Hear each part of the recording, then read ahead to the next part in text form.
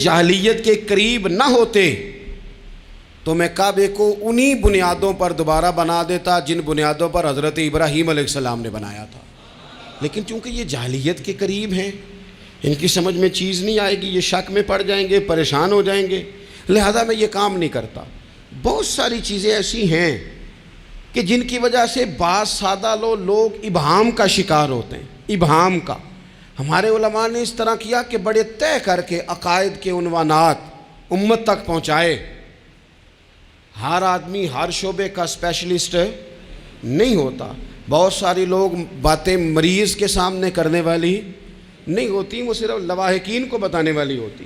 پھر کچھ لوگ اور آئے جنہوں نے کہا کہ ہم تو ایفیشنسی دکھائیں گے، کچھ خاص ہر بات کھول کر لوگوں کے سامنے رکھیں گے، تو اس کا نقصان پھر یہ ہوتا ہے کہ سادہ لوگ مشکلات کا شکار ہوتے ہیں۔ وہ پھر جب کہتے ہیں ہر چیز ڈسکس کر لینی چاہیے تو پھر باتیں دور نکل جاتی ہیں۔ پھر لوگوں نے انبیاء کرام علیہم السلام کی اجتہادی خطاؤں کو ڈسکس کرنا شروع کیا۔ ربنا ظلمنا انفسنا، اگر حضرت آدم یہ لفظ کہیں تو ان کے لیے تو ٹھیک ہے، لیکن اگر کوئی غلام اور امتی اور بیٹا اٹھ کے یہ لفظ کہے تو اس کے لیے ٹھیک نہیں ہے۔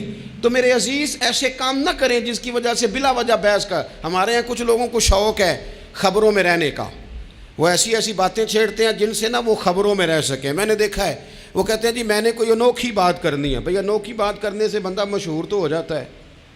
ہمارے زمانے میں مشہور ہی وہ ہوتا ہے جو دوسروں سے ذرا ہٹ کے بات کرے، انوکھی کرے۔ وہ ہمارے لطیفہ لکھا ہے نا، ایک اہل عرب کا ایک ہجا نام کا عربی کا ایک لطائف سنانے والا شاعر ہے، تو وہ کہتا ہے کہ ایک شخص نے ایک دفعہ کہہ دیا تھا گدھا کھانا جائز ہے۔ بڑے بڑے علماء اس کے گھر چلے گئے کہ بھئی کوئی دلیل، کوئی جزیہ، کوئی کہاں سے، کوئی کتاب، کوئی حوالہ، کوئی شے۔ اس نے کہا روز آؤ گے ایک ایک بندے کو بتاؤں گا، کٹھا اسٹیج لگاؤ، ایک ہی دفعہ حوالے دیتا ہوں، روز نہیں دیے جاتے۔ وہ اسٹیج لگ گیا، دنیا جمع ہو گئی، جنہوں نے کبھی ٹائم نہیں نکالنا، تو یہ ذرا انوکھی بات جو کر رہا تھا، تو سارے لوگ آ گئے۔ تو وہ اسٹیج پہ چڑھا تو کہنے لگا مجھے جانتا کوئی نہیں تھا، چلو اب بدنام جو ہوں گے تو کیا نام نہ ہوگا، اب قیامت تک کہو گے تو صحیح نا۔ وہ اس مولوی دے گھر جنہیں ایک بار آکھیا نہیں سی گدھا کھانا جائز ہے، چلو بدنام جو ہوں گے تو کیا۔ تو بہت سارے ایسے لوگ ہیں جو ہیں بدنام، پر چلو نام تو ہو گیا نا، بدنامی صحیح، شرارت صحیح، شیطانیت صحیح، لیکن نام تو ہو گیا۔ تو اس لیے کوئی ایسا انوکھا کام جس سے لوگوں کی، میں آپ سے بڑی گزارش سے عرض کروں، اعلیٰ حضرت بریلوی رحمۃ اللہ علیہ نا لالٹین کے اندر مٹی کا تیل جلایا جاتا ہے ہمارے ہاں، تو مٹی کا تیل ظاہر ہے اس سے بدبو آتی ہے، تو مسجد میں وہ جلانا جائز نہیں تھا۔ تو ایک صاحب ارنڈی کا تیل لائے، وہ خوشبو والا ہوتا ہے، وہ لا کے انہوں نے نا اعلیٰ حضرت بریلوی رحمۃ اللہ علیہ کو لالٹین میں ڈال کے دیا اور کہا کہ یہ مسجد میں اس کو جلاتے ہیں چونکہ اس کے اندر سے خوشبو آتی ہے، بدبو نہیں آتی۔ تو وہ جو شرعی عذر ہے نا، حضور نے فرمایا کہ جمعے والے دن غسل کر کے آؤ تاکہ کسی کے پسینے سے ایک دوسرے کو تکلیف نہ ہو۔ کچا لہسن پیاز کھا کے مسجد آنا اس لیے منع کر دیا گیا کہ منہ کی بدبو سے تکلیف ہوگی، تو مسجد میں کوئی ایسی چیز جو بدبو کا باعث بنے منع ہے۔ اب انہوں نے وہ تیل لا کے لالٹین میں ڈالا جس سے خوشبو آتی تھی اور لالٹین بھی روشن ہوتی تھی۔ تو اعلیٰ حضرت فاضل بریلوی رحمۃ اللہ علیہ اپنے اس خادم سے فرمانے لگے کہ اب لوگ تو آئیں گے نا، تو ہمارے علاقے میں تو ساری دنیا مٹی کے تیل سے ہی چلاتی ہے، تو اب آپ نے ایک خوشبو والا تیل لا کے ڈال تو دیا ہے اس کے اندر لالٹین میں، پر یہ لوگوں کو بتائے گا کون کہ یہ تیل وہ نہیں ہے؟ لوگ تو یہاں سے دیکھ کے جائیں گے اور جا کے کہیں گے کہ اتنے بڑے عالم کی مسجد میں اگر جل رہا ہے تو ہم کیوں نہ جلائیں۔ تو فرمانے لگے وہ شخص کے حضور پھر حال کیا ہے؟ فرمانے لگے آپ فرضوں کا سلام پھیر کے دعا سے پہلے لالٹین کے پاس کھڑے ہو جائیں اور جو بندہ گزرے اسے بتاتے جائیں کہ یہ مٹی کا تیل نہیں، یہ مٹی کا تیل نہیں، یہ مٹی کا تیل۔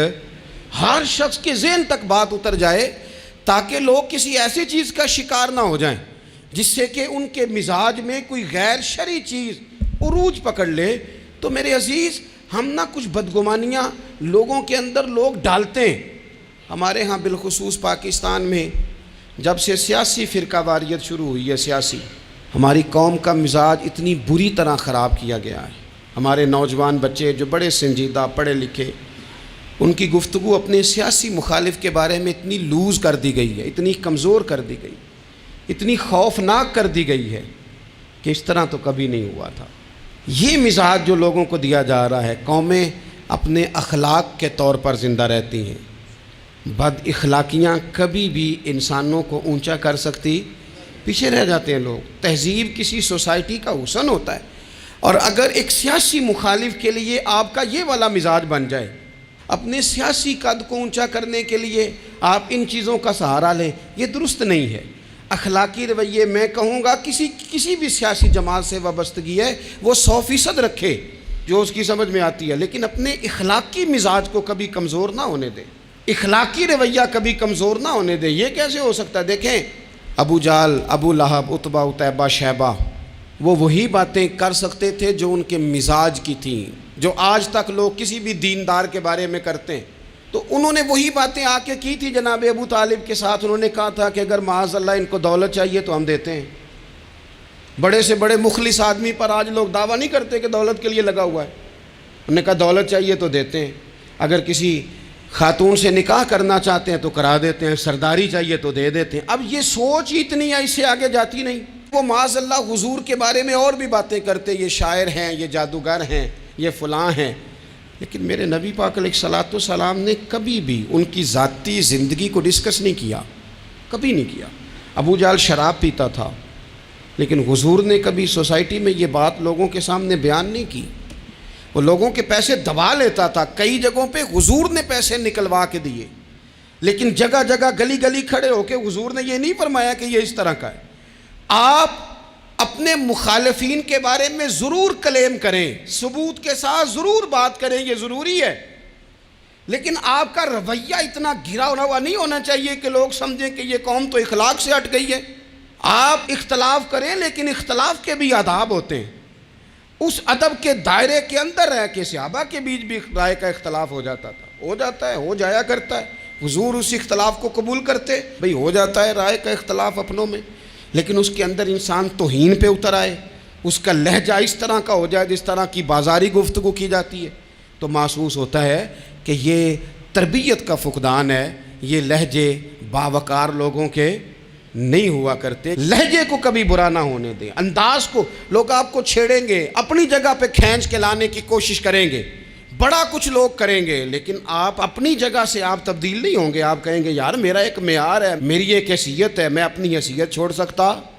میں اپنی حیثیت نہیں چھوڑ سکتا۔ ہر بندے کو آپ ڈسکس کریں گے، تو تہمت والی جگہ سے ضرور بچیں، بدگمانی سے ضرور بچیں، لیکن ہر شخص کو اس کے معیار کے مطابق اتر کا جواب دینا یہ باوقار لوگوں کا سٹیٹس نہیں ہوتا۔ وہ کہتے ہیں جا بات کر، جا کے تو کون ہوتا ہے تیری بات کرے، اب ہم ہر شخص کے منہ لگیں، یہ کیسے ہو سکتا ہے؟ نبی پاک صلی اللہ علیہ وسلم گزر رہے تھے، صحیح بخاری میں موجود ہے، آپ کی اہلیہ حضرت صفیہ رضی اللہ تعالیٰ عنہ آپ کے ساتھ تھیں۔ رات کا وقت تھا، حضور گزر رہے تھے، تو صحابہ کچھ کھڑے تھے، تو حضور نے ایک کو بلا کے کہا کہ یہ میری بیوی ہیں، صفیہ ہیں۔ عرض کرنے لگے حضور مجھے میری ماں روئے، میں کوئی آپ کے بارے میں بدگمانی کرتا؟ تو حضور نے جواب میں کیا کہا؟ محبوب فرمانے لگے جس طرح رگوں میں خون گردش کرتا ہے نا، شیطان بھی اسی طرح ہی گردش کرتا ہے۔ گویا حضور بتا رہے ہیں کسی وقت بھی بدگمانی پیدا کر دیتا ہے۔ میں تمہیں بتا رہا ہوں کہ اپنی اہلیہ کے ساتھ جا رہا ہوں، میری بیوی ہے۔ کوشش کریں کہ آپ اس جگہ سے بچیں جہاں باتیں ہو رہی ہوں۔ اور اس پہلو پہ تیسری گزارش اس عنوان پر یہ ہے کہ اگر کسی کے بارے میں باتیں ہو رہی ہوں تو فٹافٹ اس کا حصہ بننے کی کوشش نہ کریں، بلکہ آپ کے پاس جب تک کوئی شرعی ثبوت نہیں ہے تب تک آپ اس بات کا حصہ نہ بنیں۔ ہمارے ہاں بات ہو رہی ہوتی ہے تو دو چار بندے دوڑ کے نا اپنا بھی حصہ ڈالتے ہیں، بلکہ میں بڑی ذمہ داری سے یہ بات عرض کروں گا، بات لمبی ہوتی تب ہے جب کوئی بندہ درمیان میں کہہ دیتا ہے نا نہیں تجھے تو تھوڑا پتہ ہے، تھوڑا میں بھی کرتا ہوں۔ وہ کئی دفعہ وعدہ معاف گواہ بن جاتا ہے، جا کے دوسروں کو خبر کرتا ہے اس نے یہ کہا ہے، حالانکہ بندہ اس سے پوچھے کہ اگر انہوں نے کہا تھا تو اتنا سجن تھا تو وہاں جواب دے کے کیوں نہیں آیا؟ تجھے چاہیے تھا وہیں جواب دیتا، وہیں جا کے جواب دے دیتا۔ ایک بزرگ کی خدمت میں ایک دفعہ حاضر تھا، ایک بڑے عالم تھے، تو ان کے پاس آ کے ایک شخص نے کہا کہ فلاں آدمی آپ کے بارے میں یہ بات کر رہا تھا، تو وہ ہنس پڑے، فرمانے لگے پھر آپ کہاں تھے؟ کہنے لگے میں وہیں تھا۔ فرمانے لگے میرا اور آپ کا رشتہ کس طرح کا ہے؟ کہنے لگا جی میں تو شاگرد ہوں، ارادت مند ہوں۔ تو فرمانے لگے پھر آپ میرے پاس سوال لے کے آ گئے ہیں، آپ نے وہاں جواب کوئی نہیں دیا۔ فرمانے لگے اب تو میرے سامنے بیٹھ، پہلے اس سوال کا جواب میں تجھے دوں، پہلے تجھے قائل کروں۔ اگر تو قائل ہوتا نا تو پھر تو یہ بات لے کے میرے پاس نہ آتا، پھر تو وہاں تو کلیئر کر آتا۔ تیرے اندر کجی ہے، تو بات کا حصہ بنا ہے، اور میرے نزدیک اس سے بڑا تو مجرم ہے کہ تو نے بات کو سنا ہے۔ وہ تو کوئی ہے، اور تو اپنا تھا، تو نے اپنا ہو کے یہ باتیں سنی، تو نے ہاں کی، تو وہاں بیٹھا رہا، تو اپنا تھا۔ اور حضور نے فرمایا محبت تو بندے کو اندھا بہرا اور گونگا کر دیتی ہے۔ جو کسے دا عاشق ہوئے ہوتے گل اسے دی کردا ہے، 100 مکر بہانے کر کے او دے ہی مرنے مردا ہے۔ تو نے سن کیسے لی؟ تیرے کانوں نے گوارا کیا؟ پہلے تو مطمئن ہو نا۔ تو اگر مطمئن ہوتا تو بات آگے وہیں جواب دے کے آتا۔ جب تو ہی غیر مطمئن ہے تو میں کسی اور کو کیا جواب دوں؟ تو مدد کریں اپنے بھائی کی اس معاملے میں کہ اگر آپ کلیئر ہیں تو پھر آپ اسے وہیں کلیئر کریں، کہیں یار میری بات سن، یہاں تک تو بات ٹھیک ہے، اس بات کا میں گواہ ہوں، یہ ہو سکتی نہیں۔ اور نبی پاک کا یہ طریقہ ہے۔ مسند امام احمد بن حنبل میں حدیث موجود ہے، حضرت عبداللہ ابن مسعود رضی اللہ تعالیٰ عنہ، کمال آدمی حضرت عبداللہ ابن مسعود، حضور نے فرمایا عبداللہ ابن مسعود سے قرآن سیکھا کرو، یہ اسی طرح پڑھتے ہیں جس طرح میرے اوپر نازل ہوا تھا۔ حضرت عبداللہ ابن مسعود کو نبی پاک علیہ السلام نے فرمایا درخت پہ چڑھ کے ذرا میرے لیے مسواک تو اتار دو۔ حضرت عبداللہ ابن مسعود کی پنڈلیاں پتلی پتلی تھی، ٹانگیں پتلی تھیں، وہ درخت پہ چڑھے، ہوا چلی تو کپڑا تھوڑا ہٹ گیا، تو بعض لوگ ان کی پتلی پنڈلیوں کا مذاق اڑانے لگے، معاذ اللہ، دیکھو کیسی باریک باریک پنڈلیاں ہیں، کیا انداز ہے۔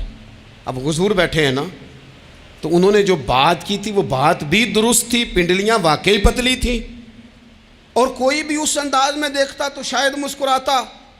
جب انہوں نے کہا نا دیکھو پتلی پنڈلیاں، تو حضور نے ہمارے لیے طریقہ کیا چھوڑا، ہمارے لیے سیرت کیا چھوڑی۔ حضور سید عالم فوراً ارشاد فرمانے لگے، نبی پاک فرمانے لگے چپ کرو، تم میرے عبداللہ کی پنڈلیوں کو پتلا پتلا کہہ رہے ہو نا، قیامت کے دن جب میزان لگے گا اور ان پنڈلیوں کا تمہیں وزن پتہ چلے گا، پھر پتہ چلے گا میرے عبداللہ کی شان کیا ہے۔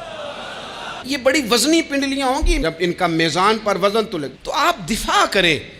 نبی پاک صلی اللہ علیہ وسلم نے فرمایا اگر کسی جگہ تیرے بھائی کی عزت پر حملہ ہو رہا تھا اور تو بچانے پر قادر تھا، اور تو نے اس کی عزت سے اس شر کو روک دیا، کہا نہیں یار ایسی بات نہیں ہے، تم غلط کہہ رہے ہو، فرمایا اگر تم کسی کی عزت کا دفاع کرو گے تو فرمایا جہاں تمہاری عزت خراب کی جا رہی ہوگی رب وہاں تمہاری عزت کا دفاع فرمائے گا، اللہ تمہاری عزت کا محافظ بن جائے گا۔ لیکن ہم کیا کرتے ہیں، ہم لوگ باتیں کر رہے ہوتے ہیں تو ہم ان باتوں میں ایک بات اور شامل کرتے ہیں، ہم ان باتوں میں ایک بات اور شامل کر لیتے ہیں، اور انداز اختیار کر لیتے ہیں، اور جو آپ کے حق میں ہے اس نے مخالف نہیں ہونا، اور جو مخالف ہے اس نے کبھی حق میں چھوڑیں۔ آپ کس کو قائل کر رہے ہیں؟ جس کی سمجھ میں آتی ہے وہ قبول کرے، نہیں آتی تو دروازہ کھلا ہے، کہیں اور تشریف لے جائے۔ ہمارا یہ مزاج بن گیا کہ بلا وجہ کی وضاحتیں بھی بندے کو کمزور کرتی ہیں، بلا وجہ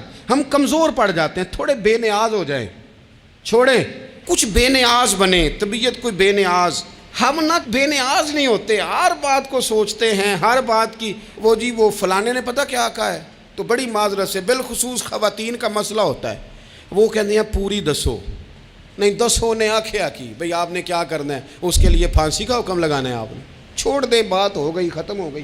اپنی زندگی میں تھوڑی سی بے نیازی بھی پیدا کریں، تھوڑی سی بے نیازی، ہر ایک کی بات سننا، ہر ایک کی بات پر غور کرنا، ہر بندے پر تبصرہ شروع کر دینا، وہ تو تکلیف آ جائے گی۔ وہیں سے جہاں سے بات شروع کی تھی پھر وہیں لاتا ہوں کہ باتوں کا اثر لیں لیکن صرف خیر کی باتوں کا اثر لیں، لیکن صرف اچھے لوگوں کی باتوں کا، ہر ایک کی بات کا اثر لوگے لوگ دو قدم نہیں چلنے دیں گے۔ اور دوسرا میں آپ کو بڑی ذمہ داری سے عرض کرتا ہوں، ہم ویژن والے لوگ ہیں، ہماری 1400 سال کی تاریخ ہے، ہم ویژن والے لوگ ہیں۔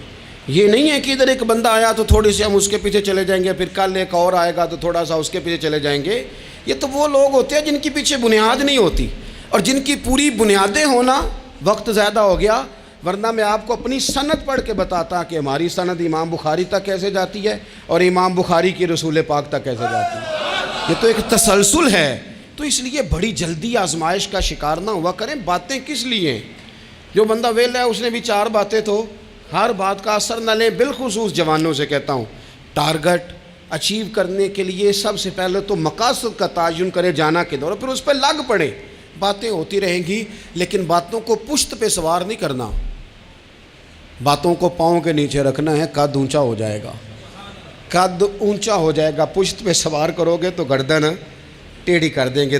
آپ بس بڑھتے جائیں۔ گھوڑا جب دوڑتا ہے نا، دوڑتا ہے تو اس کے پیروں کو جھاڑیاں لگتی ہیں، لیکن اگر دوڑتا رہے تو کوئی جھاڑی کہیں رہ جاتی ہے، کوئی کہیں رہ جاتی ہے۔ باقی مخلوق کرتی ہے باتیں، وہ کرتی رہے گی۔ آپ آگے بڑھیں، سفر کرتے رہیں۔ سفر بہت سارے باتیں کرنے والے وہیں رہ جاتے ہیں اور کام کرنے والے کہیں کے کہیں پہنچ جاتے ہیں۔ باتیں کرنے والوں میں سے نہ ہوں، کام کرنے والوں میں سے ہوں۔ اللہ توفیق عطا فرمائے۔ آخر دعوانا الحمدللہ رب العالمین۔